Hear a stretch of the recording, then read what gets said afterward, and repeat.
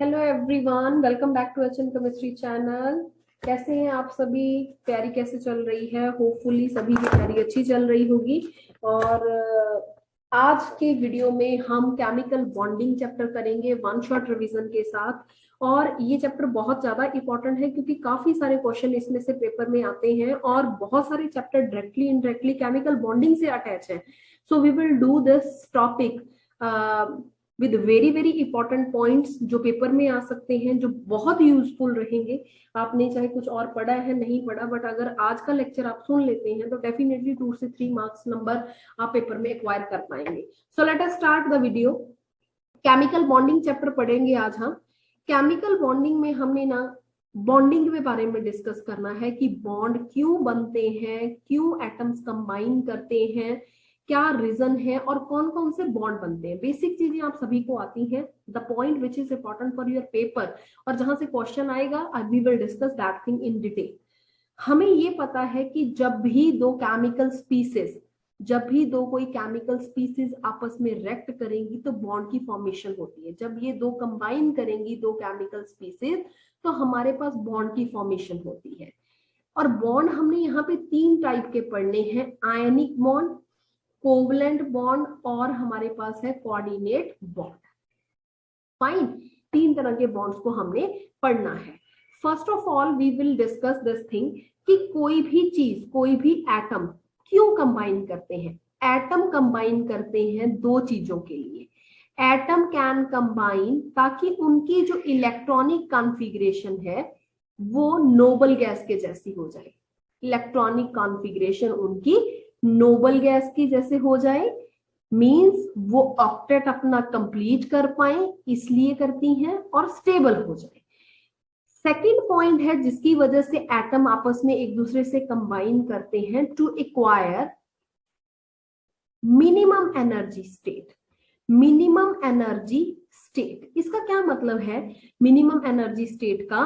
कि हमारे पास एक चीज समझिए कि कभी भी केमिस्ट्री में अगर ये लिखा मिले कि एनर्जी कम है इस मॉलिक्यूल की, तो एनर्जी कम होने से मॉलिक्यूल स्टेबल होता है। और अगर मैं लिखूंगी एनर्जी इस मॉलिक्यूल की ज्यादा है तो मैं लिखूंगी कि अनस्टेबल। तो एटम आपस में कंबाइन करते हैं ताकि उनकी एनर्जी कम हो जाए और वो स्टेबल कंडीशन में आ जाए। सेकेंड, उनका जो ऑक्टेट है वो यहाँ पे कंप्लीट हो जाए। फाइन, सबसे पहला बॉन्ड जो मैं यहाँ पे स्टार्ट करूंगी, this is ionic bond in the detail, कि हमने कुछ चीजें पढ़नी है इसके लिए कि आयनिक बॉन्ड बनता कैसे है। हमें ये पता है कि आयनिक बॉन्ड हमारे पास ट्रांसफर ऑफ इलेक्ट्रॉन से बनता है। When there is transfer of electron from one species to another species और one atom to other atom, तो उस बॉन्ड को हम क्या बोलते हैं? Ionic bond. For example sodium है मेरे पास, इसका नंबर 11 होता है तो 281। अगर ये एक इलेक्ट्रॉन निकाल दे तो इसका ऑक्टेट कंप्लीट हो जाएगा और ये स्टेबल हो जाएगा। So it lose 1 electron, and जब भी कोई चीज इलेक्ट्रॉन को लूज करती है तो पॉजिटिव चार्ज आता है। और अगर कोई भी स्पीसीज, मान लो क्लोरीन है, 17 है इसका एटॉमिक नंबर, 287, तो अगर कहीं से उसको एक इलेक्ट्रॉन मिल जाए, ये गेन कर ले इलेक्ट्रॉन, गेन करने पे नेगेटिव चार्ज आता है। तो अगर कहीं पे भी ये एक दूसरे की विसिनिटी में पड़े हैं तो सोडियम क्या करेगा? लूज कर देगा और उसका लूज किया इलेक्ट्रॉन क्लोरीन ले लेगा और ये खुद नेगेटिव में कन्वर्ट हो जाएगा। इसका मतलब यहाँ एक बना कैटायन, एक बना एनायन। एक स्पीसीज ने इलेक्ट्रॉन को लूज किया, दूसरी ने गेन किया। Transfer of electron from one species to another species leads to the formation of cation and anion, और ये दोनों मिलके क्या बनाएंगे? आयनिक बॉन्ड की फॉर्मेशन। क्लियर? अब हमारे पास इस बॉन्ड को इलेक्ट्रोवेलेंट बॉन्ड भी बोला जाता है। इस बॉन्ड को हम क्या बोलते हैं? Electrovalent bond. This is also known as electrovalent bond। और जितने इलेक्ट्रॉन ये लूज कर रहा है या जितने इलेक्ट्रॉन ये गेन कर रहा है ड्यूरिंग दी बॉन्ड फॉर्मेशन, उसको बोलते हैं उसकी वैलेंसी, या फिर बोल देते हैं इलेक्ट्रोवैलेंसी। अब आते हैं कौन कौन से फैक्टर हैं जिससे ये बॉन्ड बन सकता है। Factors for the formation of ionic bond, किससे ये बॉन्ड इजीली बन पाएगा। तो तीन चार चीजें हैं, इसको नोट कर लीजिए क्योंकि ये क्वेश्चन बहुत बार एंट्रेंस में आ रखा है। पहली बात, हमें आयनाइजेशन एनर्जी बहुत लो चाहिए। जितनी आयनाइजेशन एनर्जी कम होगी, इलेक्ट्रॉन उतनी ही जल्दी निकलेगा, लूज होगा तो कैटायन बड़ी जल्दी बनेगा। पहली बात तो हमें ये चाहिए। सेकंड फैक्टर है कि हमें इलेक्ट्रॉन गेन एंथैल्पी जो है हमारी वो ज्यादा चाहिए, कि कोई भी स्पीसीज इतनी उतावली हो कि इलेक्ट्रॉन अगर उसके पास आ गया तो वो क्या करे, इलेक्ट्रॉन को एक्सेप्ट करे। तो इलेक्ट्रॉन गेन एंथैल्पी या इलेक्ट्रॉन अफिनिटी वो क्या हो जानी चाहिए, बहुत ज्यादा, कि मेरे पास अगर इलेक्ट्रॉन दिखे मुझे आसपास तो जल्दी से स्पीसीज, मेरी स्पीसीज उसको गेन कर ले। गेन करेगी तो यहां बनेगा एनायन। अब कैटायन और एनायन कभी भी आपस में मिले, ठीक है, तो वो क्या बनाते हैं, लैटिस। ठीक है, लैटिस। तो इस चीज को क्या बोलते हैं, लैटिस एनर्जी। तो इसकी लैटिस एनर्जी भी हाई होनी चाहिए ताकि ये जुड़ जाए और स्टेबल लैटिस बना सके। फोर्थ पॉइंट है, रेडियस जो है कैटायन की वो कम होनी चाहिए। स्मॉल रेडियस ऑफ कैटायन और एनायन की रेडियस हमारे पास हमेशा हम लिखते हैं कि हम ज्यादा रेडियस वाला एनायन प्रेफर करें। अब ये सारे फैक्टर हैं हमारे पास आयनिक बॉन्ड की फॉर्मेशन को जो प्रमोट करते हैं।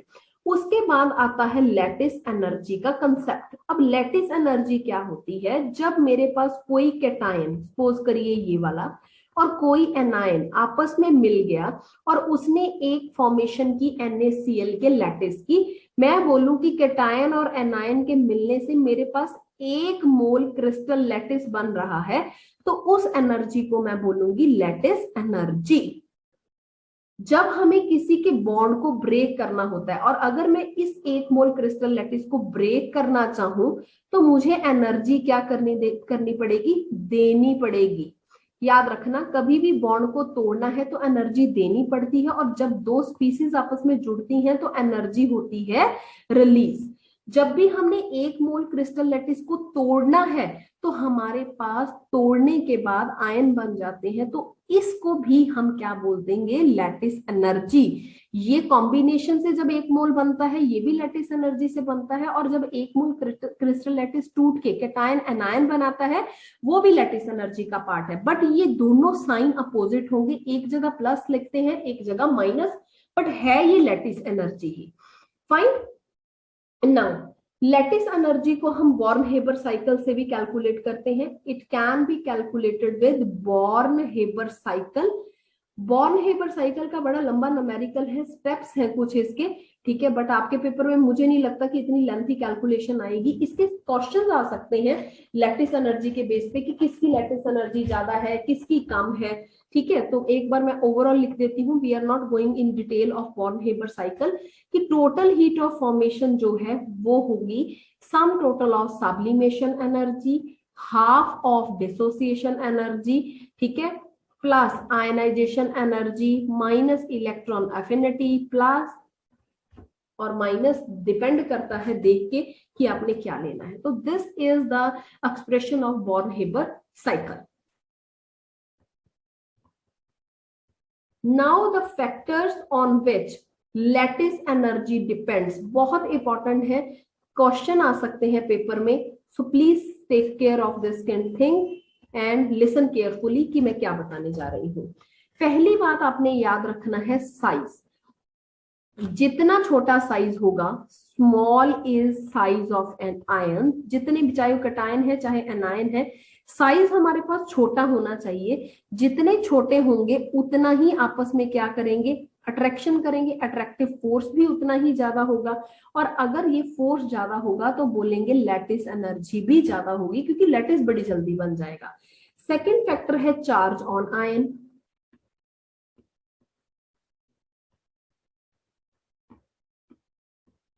ग्रेटर इज द चार्ज, जितना चार्ज ज्यादा है आयन के ऊपर, ठीक है, उतना ही हमारे पास फोर्स ऑफ अट्रैक्शन भी ज्यादा, ग्रेटर इज अट्रैक्टिव फोर्सेस, और जितने फोर्सेस ज्यादा हैं तो मैं बोलूंगी कि लैटिस एनर्जी भी मेरी बहुत ज्यादा थी।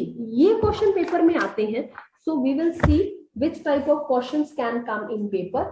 For example if I am going to give you these 3 examples, तो देखिए फर्स्ट क्वेश्चन, अगर मैं बोलूं कि NaCl है, मैग्नीशियम क्लोराइड है, या फिर एल्यूमिनियम क्लोराइड है, in which case lattice energy is more, तो सिर्फ 2 ही फैक्टर हैं जो मैंने आपको बताए हैं, या तो साइज का इशू है या फिर चार्ज का। सबसे पहले चार्ज खोल खोल के लिखिए, इसके ऊपर +2 का चार्ज है, इसके ऊपर +3 का चार्ज है, मतलब चार्ज इज डिफरेंट।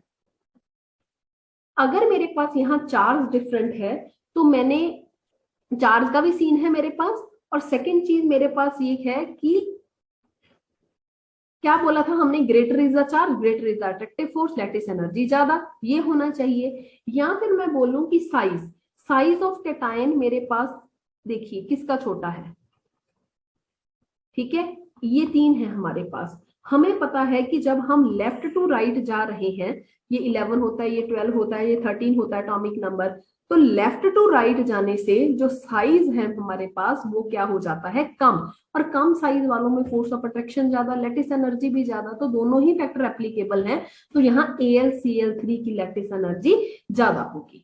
फाइन, ये क्वेश्चन पेपर में आते हैं, इसको सीरियसली लीजिए, मैं बहुत इंपॉर्टेंट काम करवा रही हूँ, और अगर किसी स्टूडेंट ने इस चीज को अच्छे से सुना है तो यूट्यूब पे भी मैंने बहुत सारी चीजें पढ़ाई हुई हैं जो आपको बहुत बेनिफिट करेंगी। सेकंड, अगर मैं बोलूं कि सपोज करिए सीजियम क्लोराइड है, उसके बाद रुबीडियम क्लोराइड, उसके बाद मैंने लिख दिया KCl, NaCl, ठीक है, ये एक ही ग्रुप में है, लीना, की, रूबी, सिले, फ्रॉक, ये लिथियम वाली फैमिली में है, ठीक है। अब हमारे पास ये आपको अगर पता हो ये S ब्लॉक के एलिमेंट्स हैं, और अगर मैं चार्ज की बात करूं तो चार्ज तो सभी में ही बराबर है, चेक करिए, ये positive negative positive negative positive negative, तो चार्ज का तो इश्यू नहीं है। हमें ये पता है कि जब हम टॉप टू डाउन जाते हैं तो टॉप टू डाउन जाने में हमारे पास साइज जो है वो क्या करता है, इंक्रीज।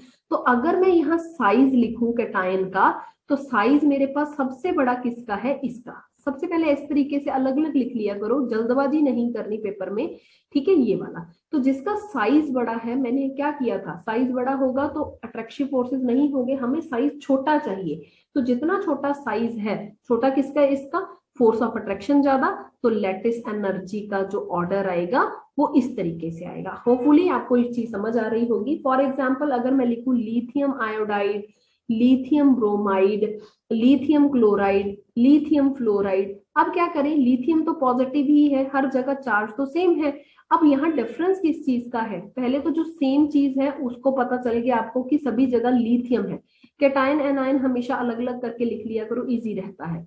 अब हमारे पास एनायन जो है वो क्या है, यहाँ I नेगेटिव, यहाँ Br नेगेटिव, यहाँ Cl नेगेटिव, यहाँ F नेगेटिव। हमें पता है डाउन दी ग्रुप हमारे पास साइज जो है वो क्या कर रहा है, इंक्रीज।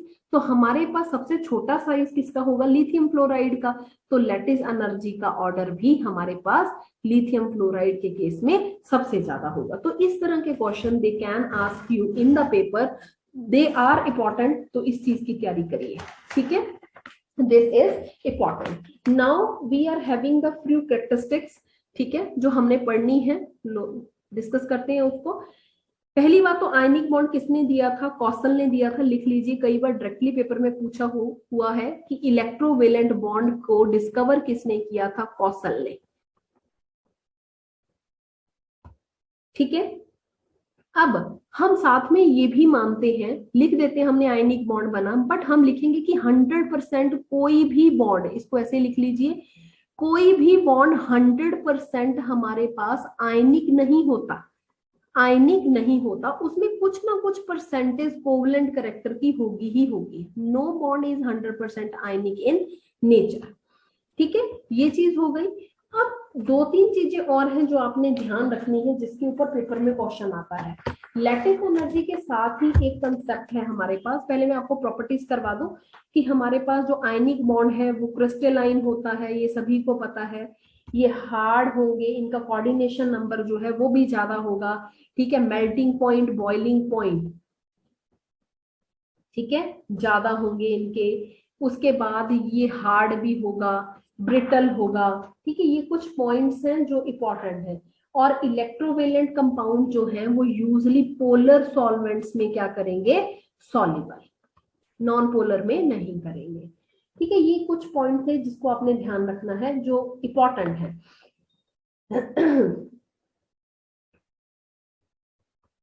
साथ में ध्यान रखिए कि जब मोल्टन स्टेट होगी तब वो इलेक्ट्रिसिटी कंडक्ट कर सकते हैं, इलेक्ट्रिसिटी कंडक्ट हो सकती है। बट सॉलिड स्टेट की अगर बात की जाए तो सॉलिड स्टेट में इलेक्ट्रिसिटी कंडक्ट होना पॉसिबल नहीं है, ठीक है। इलेक्ट्रोवेलेंट कंपाउंड कभी भी स्टीरियो आइसोमेरिज्म शो नहीं करते, they can't show stereo isomerism. सिर्फ यहाँ पे आयनिक रिएक्शंस जो हैं वो पॉसिबल है, ना ही केमिकल रिएक्शन या कोऑर्डिनेट रिएक्शन कुछ भी पॉसिबल नहीं है, ठीक है। आयनिक रिएक्शन यहाँ पे पॉसिबल है। ये सारा पार्ट आ गया हमारे पास आयनिक बॉन्ड का, ठीक है। तो मैंने ऑलरेडी आपको समझा दिया कि किस तरीके से क्वेश्चन आ सकते हैं। तो एक क्वेश्चन मैं आपको दूंगी जो आपने ट्राई करना है, ठीक है, लैटिस एनर्जी का। तो मान के चलिए इस तरीके का कोई ना कोई क्वेश्चन जरूर आपको पेपर में मिलेगा, ठीक है। तो yes, so I am just going to give you NaCl, MgBr2, CaO, Al2O3, चार मैंने आपको कंपाउंड्स दिए हैं, ठीक है। आपने उसमें से लैटिस एनर्जी का ऑर्डर लिखना है, ठीक है, कि कौन ज्यादा होगा कौन कम होगा। तो चारों का एक ऑर्डर बना दीजिए इंक्रीजिंग ऑर्डर में, फाइन। ये इंपॉर्टेंट है। Now the next part is covalent bond. Covalent bond जब भी बनता है हमें ये पता है कि हमेशा शेयरिंग ऑफ इलेक्ट्रॉन से बनता है, ठीक है। लिख लीजिए कि शेयरिंग ऑफ इलेक्ट्रॉन्स जब भी होंगे हमारे पास कोवलेंट बॉन्ड की फॉर्मेशन होगी, ठीक है। फॉर एग्जांपल हाइड्रोजन है, उसके पास एक इलेक्ट्रॉन है, दूसरा हाइड्रोजन उसके पास आया, दोनों ने क्या किया, शेयरिंग कर ली। ये इसके साथ भी अपना इलेक्ट्रॉन शेयर करेगा, इसके साथ भी, और दोनों H2 की फॉर्मेशन कर देंगे। सेम क्लोरीन, हमारे पास 7 इलेक्ट्रॉन होते हैं, तो अगर ये आपस के क्लोरीन के साथ ही मिलके इन इलेक्ट्रॉन्स को शेयर कर ले, इसके पास 8 हो गए, इसके पास भी 8 हो गए, तो we are having Cl2 formation. तो इस तरीके से हमारे पास कोवलेंट बॉन्ड की फॉर्मेशन होती है जो आपने अच्छे से पढ़ लेनी है और इंपॉर्टेंट भी है ये, ठीक है, फाइन। तो कोवलेंट बॉन्ड के हिसाब से हमारे पास जो हम पढ़ते हैं तो नंबर ऑफ इलेक्ट्रॉन शेयर होने जरूरी है, और शेयरिंग से single bond, double bond, triple bond ये बन सकते हैं, ठीक है। तो याद रखिए कहीं पे भी सिंगल बॉन्ड आ गया, ऑर्गेनिक में बता रही हूँ ये sp3 हाइब्रिडाइजेशन है, डबल में हम sp2 लिखते हैं, और ट्रिपल में हम sp हाइब्रिडाइजेशन लिखते हैं। ये सारा हो गया पार्ट हमारे पास केमिकल बॉन्ड्स का, ठीक है। और हमने ये भी पढ़ा कि हमारे पास इसके जो मेल्टिंग पॉइंट, बॉइलिंग पॉइंट है वो लिख लीजिए as compared to ionic compound, ये लो होते हैं, ठीक है। और ये इनसॉल्युबल रहता है in polar solvent. Ionic polar में सॉल्युबल था, ये पोलर सॉल्वेंट्स में इनसॉल्युबल रहेगा, ठीक है। तो साथ में ये आइसोमेरिज्म भी शो करेंगे, इसको टिक मार लीजिए, they can show isomerism, fine. अब एक रूल है फजान रूल जिसके ऊपर क्वेश्चन आता है, तो साथ में ही रिलेटेड है फजान रूल, ये सभी को आना चाहिए क्योंकि बड़े सारे क्वेश्चन पेपर में हमारे पास इससे पूछे जाते हैं। अब फजान रूल क्या कहता है कि हमारे पास, मैं यही लिख देती हूँ, smaller is the size of cation, larger is the size of anion, more is polarization power, more is covalent character, it means lesser is ionic character. So these are the points which are related with Fazan rule. अब इसको applicable कैसे करना है, कौन ज्यादा covalent है कौन नहीं है, कैसे पता चलेगा, इसको कैसे अप्लाई करेंगे। जब भी कभी पेपर में, ध्यान से सुनिएगा, क्वेश्चन में आपसे ये पूछ लिया जाए कि बताओ which one is more ionic, which one is more covalent, किसका करेक्टर ज्यादा है इस बॉन्ड में, कोवलेंसी का या आयनिक करेक्टर का, तो ये हमेशा क्वेश्चन फजान रूल से ही सॉल्व होंगे। ये एक ट्रिक है, इसको अच्छे से समझ लीजिए। फॉर एग्जाम्पल अगर मैं आपको दूं AlF3, AlCl3, AlBr3, AlI3, आपसे मैं पूछूं कि बताओ जी यहाँ पे मोर कोवलेंट कौन सा है, which one is more covalent. ऐसे क्वेश्चंस के लिए सबसे पहले यहाँ मैं ये लिखूंगी कि कैटायन कौन सा है, ये सभी बच्चों ने करके देखना है। यहाँ जरूर लिखना है कि एनायन, जल्दबाजी नहीं करनी अदरवाइज क्वेश्चन गलत होगा। कैटायन सभी में हमें पता है कि Al3 पॉजिटिव ही है, ठीक है, Al3 पॉजिटिव सभी में यही है, सेम है। दूसरी जगह यहाँ F नेगेटिव है, यहाँ क्लोरीन नेगेटिव, यहाँ ब्रोमीन नेगेटिव, यहाँ I नेगेटिव। इसका मतलब हमारे पास जो कैटायन है वो तो सेम है, और जो चीज सेम हो जाए उसको काट दो, उसको नहीं देखना। अब क्या करना है, सेम डेफिनेशन मेरे साथ साथ अप्लाई करो फजान रूल की। मैंने क्या बोला था, smaller is the size of cation, जितना साइज कैटायन का छोटा, बट कैटायन तो सेम है, इस लाइन को हम काट देते हैं, हम नहीं देखेंगे, छोड़ दो इसको, जो कॉमन है उसको छोड़ दो, लिखना जरूर है। उसके बाद दूसरी लाइन क्या थी, larger is size of anion, anion है हमारे पास, सारे डिफरेंट है। फिर मैंने क्या लिखा था, larger is polarization power and more is covalent character, ये सिखाया था। इसका मतलब ये 4 लाइनें तो आपने हर क्वेश्चन में लिखनी है जब भी आपको ये क्वेश्चन पूछा जाए। जो चीज कॉमन है उस लाइन को काट दो, हो सकता है किसी जगह एनायन कॉमन हो तो हम एनायन वाली लाइन को काट देंगे, फिर हम क्या देखेंगे कि दिए हुए कैटायंस में से छोटा साइज किसका है। यहाँ कैटायन सेम था, इसको काट दिया, तो दिए हुए एनायंस में से लाइन क्या है, larger is the size of anion. Anion का साइज किसमें लार्ज है, आयोडीन में। तो जिस एनायन का साइज ज्यादा है उसकी पोलराइजेशन पावर भी ज्यादा है, उसका कोवलेंट करेक्टर भी ज्यादा है, तो this will be the order of covalent character. Ionic का उसके रिवर्स होगा। फाइन, तो इस तरीके से आपको क्वेश्चन पूछ सकता है कुछ भी देके पेपर में, और ये इंपॉर्टेंट है, ये याद रखिए। और क्वेश्चन करिए, एक आपको देती हूँ, FeCl2 कमेंट में लिखना, एंड FeCl3 में which one is less covalent. ठीक है, सभी स्टूडेंट ने करना है और इसको आंसर करके जाना है। फाइन, अब उसके बाद हमारे पास बारी आती है डाइपोल मूवमेंट की। डाइपोल मूवमेंट में हर बार आपके पेपर में 1 से 2 नंबर का काम, 2 नंबर का काम तो हर बार पेपर में मैंने देखा है कि आपको दे रखा है डाइपोल मूवमेंट के केस में। अब डाइपोल मूवमेंट हमारे पास होता क्या है, पहली बात तो इसको म्यू से लिखते हैं, ठीक है, याद रखिएगा।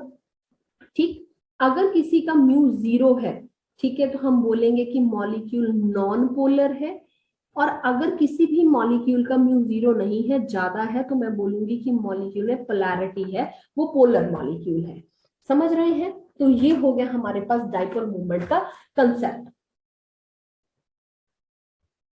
अब डाइपोल मूवमेंट हमारे पास किस किस के चीज के बराबर है, it is equal to electric charge plus into bond length, दोनों की मल्टीप्लीकेशन के बराबर है। कहने का मतलब mu is equal to q into d. और इसका जो हमारे पास यूनिट है वो डिवाइस से लिखते हैं, कैपिटल डी से लिखते हैं। ठीक है, ये होगी बेसिक चीजें। अब हमसे कभी भी कोई चीज पूछी जा सकती है इस तरीके से, ठीक है, कि कौन ज्यादा डाइपोल मूवमेंट वाला है कौन नहीं है, तो हम कैसे रिलेट करेंगे। पहली बात तो डाइपोल मूवमेंट को हम इस एरो से रिप्रेजेंट करते हैं। और अगर मॉलिक्यूल, ध्यान से सुनिएगा, अगर मॉलिक्यूल हमारा सिमेट्रिकल है, if we are having symmetrical molecule, उन सभी का जो मूवमेंट है डाइपोल मूवमेंट वो 0 होगा। फॉर एग्जाम्पल CO2 हो गया, BF3 हो गया, CH4 हो गया, CCl4 होगा, सभी का डाइपोल मूवमेंट 0।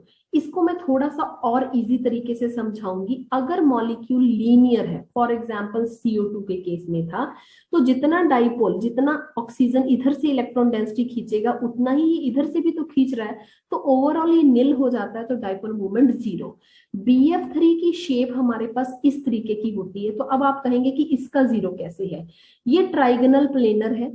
ट्राइगोनल प्लेनर में अगर मॉलिक्यूल किसी भी परफेक्ट शेप में है, परफेक्ट ज्योमेट्री में है, जिसमें हमारे पास सेंट्रल मेटल के साथ सारे ही लिगेंड या ग्रुप्स जो लगे हुए हैं वो सेम हो, तो वो परफेक्ट शेप है। ये सेंट्रल मेटल के साथ तीनों ग्रुप जो ट्राइगोनल प्लेनर में दिए गए हैं वो सेम दिए गए हैं, तो जितना इन दोनों का रिजल्टेंट यहाँ आएगा वो इसके साथ क्या कर जाता है, कैंसल, तो ये जीरो। CH4 चेक करिए, ये टेट्राहेड्रल है, शेप पे मत जाइए, ठीक है, क्योंकि ये 3D शेप में आप इसको एज्यूम नहीं कर पाएंगे। अब इनका जो रिजल्टेंट है वो बिल्कुल एग्जैक्टली इसके सामने आ जाता है, जो कैंसल आउट हो जाता है।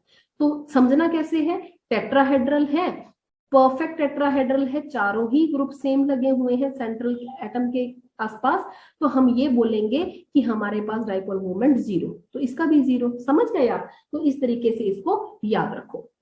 नेक्स्ट थिंग जो हमने चीज को याद रखना है कि कभी भी हमारे पास अनसिमेट्रिकल मॉलिक्यूल आ जाए, अनसिमेट्रिकल मॉलिक्यूल्स में डाइपोल मोमेंट की वैल्यू हमेशा जीरो से ज्यादा होगी। फॉर एग्जाम्पल अगर मैं लिखूं वाटर, ये इधर को खींचेगा, ये इधर को खींचेगा, तो डाइपोल मोमेंट वाटर का 1.84 हो जाता है। सल्फर डाइऑक्साइड, ठीक है, ये भी हमारे पास जो है 1.6 dBi के साथ होता है। अगर मैं लिखूं, अब ये क्वेश्चन पेपर में आया था, सपोज करो CH4 है, मैंने एक हाइड्रोजन, ठीक है, CH4 ले लो या CCl4 ले लो, एक क्लोरीन निकाला, मैंने इसको CHCl3 बना दिया। उसके बाद मैंने एक हाइड्रोजन और निकाला, मैंने बना दिया CH2Cl2। एक हाइड्रोजन मैंने और निकाल दिया CH3Cl। अब आपसे ना पूछ रहा था, क्वेश्चन में आया हुआ था कि इनमें से सबसे ज्यादा डाइपोल मोमेंट किसका है या जीरो किसका है, तो कैसे याद करेंगे? जब हमारे पास परफेक्ट शेप थी तो हमने किया था कि डाइपोल मोमेंट उस केस में क्या है, जीरो। जब हम इसको ऐसे लिख लीजिए, जब हम क्लोरीन को रिमूव करके हाइड्रोजन ऐड करते जाएंगे, यहाँ एक हाइड्रोजन ऐड किया था, यहाँ दो हो गए, यहाँ तीन हो गए, अब इसको एक करूं तो वो CH4 बन जाएगा, समझ रहे हैं ना? तो इसका डाइपोल मोमेंट फिर से जीरो आ गया। जितने हाइड्रोजन ऐड करते जाएंगे तो डाइपोल मोमेंट भी इंक्रीज कर रहा है, तो इसका सबसे ज्यादा होगा। समझ रहे हैं? जीरो किसका, इसका, ज्यादा किसका होगा, इसका। तो हमारे पास ऑर्डर डाइपोल मोमेंट का ये। और कई सारे स्टूडेंट जो मेरे से पूछते हैं क्वेश्चन में, मेरे पर्सनल बच्चों ने बहुत बार ये क्वेश्चन पूछा कि मैम इसका जीरो क्यों नहीं हुआ, दो हाइड्रोजन है, दो क्लोरीन, ये तो निल हो गया। आपको कैसे पता? ठीक है, मैंने एक YouTube की वीडियो देखी थी, मैं आपको एक्सप्लेन करूं, प्लीज गलत व्यूज पे मत जाइए। स्ट्रक्चर ऐसे बना हुआ था CCl4 का। How this is possible? ये पॉजिटिव लिखा हुआ है, यहाँ नेगेटिव लिखा हुआ, ये कैसे हो जाएगा? आप खुद बताइए, ये स्ट्रक्चर गलत है। सो काइंडली जिसको भी फॉलो करें, मैं ये नहीं कहती कि आप मेरी वीडियोस देखिए, I am not going to ask anything, but गलत चीज को मत पढ़िए, क्योंकि ये सारी ही जो शेप्स हैं वो सारी टेट्राहेड्रल हैं। अगर CH4 ऐसे है तो CH2Cl2 भी आपको ऐसे ही बनाना पड़ेगा, समझ रहे हैं आप? ऐसा नहीं है कि आप चार क्लोरीन को इधर लगा देंगे, ये शेप टेट्राहेड्रल शेप नहीं है, ये गलत है स्ट्रक्चर सारा। ठीक है, जब हम टेट्राहेड्रल शेप की बात करते हैं तो जरूरी नहीं है ये एक दूसरे के परपेंडिकुलर नहीं है। ठीक है, बिल्कुल एक दूसरे के परपेंडिकुलर नहीं है कि हम इसको काट दें, देखने में आपको ऐसा लग रहा है, बट ये एक्चुअल टेट्राहेड्रल में ऐसा नहीं होता। ठीक है, तो इसको प्लीज अच्छे से पढ़िए। Yes, the one very very important thing जो लेक्चरर में बहुत बार पूछी गई है, डाइपोल मूवमेंट, यहाँ तक का पाम जो था वो सभी बच्चों को आता है और ये पूछी नहीं जाती चीज। अब क्या ये लोग पूछते हैं, फिजिक्स वाले स्टूडेंट्स को ये पता है कि रिजल्टेंट जब भी निकालना है हमने, ये μ1 स्क्वायर μ2 स्क्वायर, ये फिजिक्स में पढ़ते हैं आप, μ1 μ2 cos थीटा, और जब मेरे पास थीटा जीरो होगा तो मेरे पास जो रिजल्टेंट आएगा वो मैक्सिमम होगा। ये पेपर में आया हुआ है, लेक्चरर के पेपर में आपको वैल्यूज दी गई थी, उसके बारे में पूछा गया था। और अगर मेरे पास जो थीटा है वो 180 है, तो मैं बोलूंगी जो ये रिजल्टेंट है वो मिनिमम वैल्यू के साथ पोजेस करता है। Fine, so this is all about the dipole moment case. कुछ भी इस तरीके का पेपर में पूछा जा सकता है, इस चीज को ध्यान रखिए। या फिर सिस ट्रांस की बात आ जाए, फॉर एग्जाम्पल मैं लिखूं इस तरीके से, ठीक है, फॉर एग्जाम्पल मैंने ये दो स्ट्रक्चर ले लिए and I am going to ask कि बताओ जी डाइपोल मोमेंट किसका ज्यादा है। हमें ये पता है कि ये वाला हाइड्रोजन या ये दोनों ग्रुप आपस में क्या है, ट्रांस, और इधर ये दोनों हाइड्रोजन एक ही साइड पे है तो ये है सिस। तो हमेशा अगर ये यहाँ से इलेक्ट्रॉन इसको खींच रहा है तो क्लोरीन इधर ले रहा है, ठीक है, तो ट्रांस का हमेशा ज्यादा होगा। सिस वाला तो ओवरऑल यहाँ पे क्या हो जाता है, जितना इधर से गया उतना इधर से कम हो जाता है, ठीक है। तो ट्रांस का डाइपोल मोमेंट हमेशा हमारे पास ज्यादा रहेगा, ठीक है, इस चीज का ध्यान रखिए। और वो किसके, अभी ये भी कंफ्यूजन है, ध्यान से सुनना। ट्रांस और सिस के केस में मैंने यहाँ ट्रांस का ज्यादा बताया सिस के कंपैरेटिवली, ये लिख लो इसको। It should be noted that, जो बच्चों को नहीं पता, it should be noted that two groups have opposite inductive effect।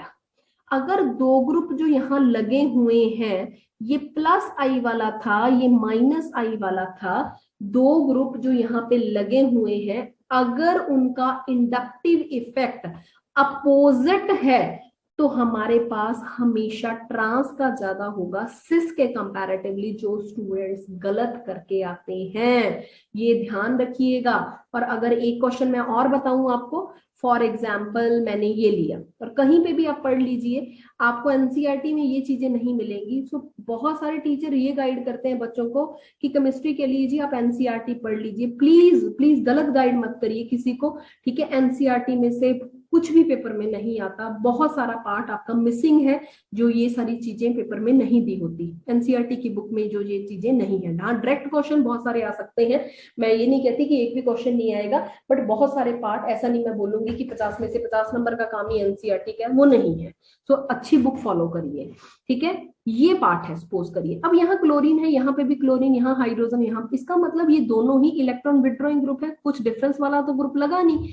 उस केस में सिस वाला जो होता है वो डाइपोल मोमेंट ज्यादा होता है as compared to trans, trans का 0 हो जाता है, ठीक है। तो अगर तो कोई ग्रुप ऐसा है जिसका दो ग्रुप लगे हैं, एक का प्लस एक का माइनस इंडक्टिव इफेक्ट, तो ट्रांस की वैल्यू ज्यादा होगी, अदरवाइज हमारे पास सिस की वैल्यू। ये बहुत इंपॉर्टेंट काम है, मान के चलिए यहाँ 1 मार्क का क्वेश्चन आपके पेपर में आपको देखने के लिए जरूर मिलेगा, इसको कर लीजिए, ठीक है।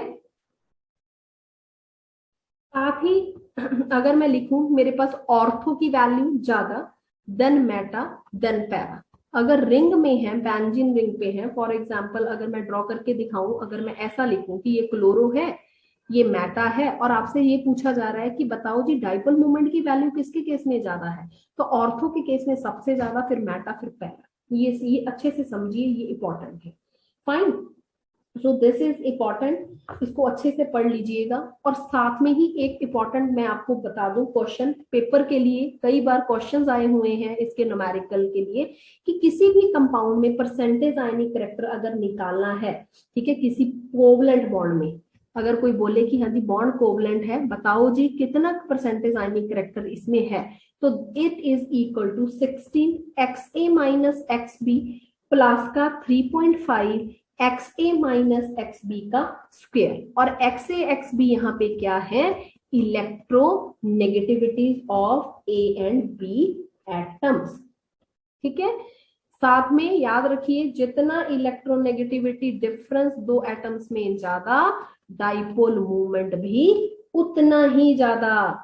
साथ में जितने लोन पेयर ऑफ इलेक्ट्रॉन्स ज्यादा, ठीक है, उतना डाइपोल मूवमेंट भी ज्यादा। एग्जाम्पल करें, चलिए, water, for example HF, water, ammonia, इसके केस में कितने लोन पेयर हैं, चेक कर लीजिए। एक तो जुड़ गया, 3 लोन पेयर पड़े हैं, यहाँ 2 लोन पेयर हैं, यहाँ 1 है, ठीक है। तो जिसका लोन पेयर ज्यादा उतना डाइपोल मूवमेंट भी ज्यादा, ठीक है। तो ये चीज है। और डाइपोल मोमेंट हमेशा हमारे पास थीटा के इनवर्सली प्रोपोर्शनल होता है, ये मैंने ऑलरेडी बता दिया। इस चीज को अच्छे से समझ लीजिए, ये very very very very important. अब एक चीज और आपको लास्ट में कन्वे करूंगी मैं। मान लो कोई मॉलिक्यूल है, if a molecule of mx2 type, इसका डाइपोल मोमेंट 0 है, तो मैं बोलूंगी कि मॉलिक्यूल मेरा लीनियर है। किसी भी मॉलिक्यूल की ज्योमेट्री को पता करना है तो डाइपोल मोमेंट काम आता है। मान लो मॉलिक्यूल mx2 टाइप का है, डाइपोल मोमेंट 0 हो गया तो वो लीनियर है। अगर मॉलिक्यूल mx3 टाइप का है और उसका डाइपोल मोमेंट 0 है तो मैं बोलूंगी ये ट्राइगोनल प्लेनर है। और अगर मेरा कोई मॉलिक्यूल mx4 टाइप का है और उसका डाइपोल मोमेंट 0 है तो उसकी जो शेप है वो टेट्राहेड्रल होगी। So this is all about the you can say the dipole moment things. और अपोजिट ग्रुप्स का इंडक्टिव इफेक्ट वाला कंसेप्ट, ये मैं सारा कुछ आपको पढ़ा चुकी हूँ, फजान रूल पढ़ा चुकी हूँ, इसमें से क्वेश्चन आते हैं पेपर में, ठीक है। सो दोबारा फजान रूल का कंसेप्ट सुन लीजिए। कैटायन का size smaller, smaller is the size of cation, larger is the size of anion, more is the polarization power, more is the covalent character, more less is the ionic character, lesser is the melting point, boiling point, ठीक है। ये चीज पूछ सकता है आपको। और melting point, boiling point, अगर कोवलेंट कैरेक्टर ज्यादा है तो मैं क्या बोलूंगी कि जो सॉल्युबिलिटी है डिक्रीजेस इन वाटर, ठीक है। ये चीजें तो आपने की थी ना, तो क्वेश्चन देके जा रही हूँ, you have to solve this और मेरे को बताना कि कितना समझ आया, ठीक है। So this is the last part, this is all the questions are related to Fazan rule. So you have to tell me the ionic character और covalent character, किसी का भी रेशो निकाल लीजिएगा, it will help you.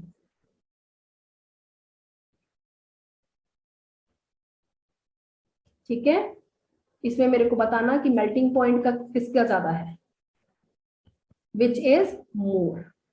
इसमें बताना covalent character किसका ज्यादा है, ठीक है। मैं ही दे देती हूँ आंसर क्वेश्चन आपके।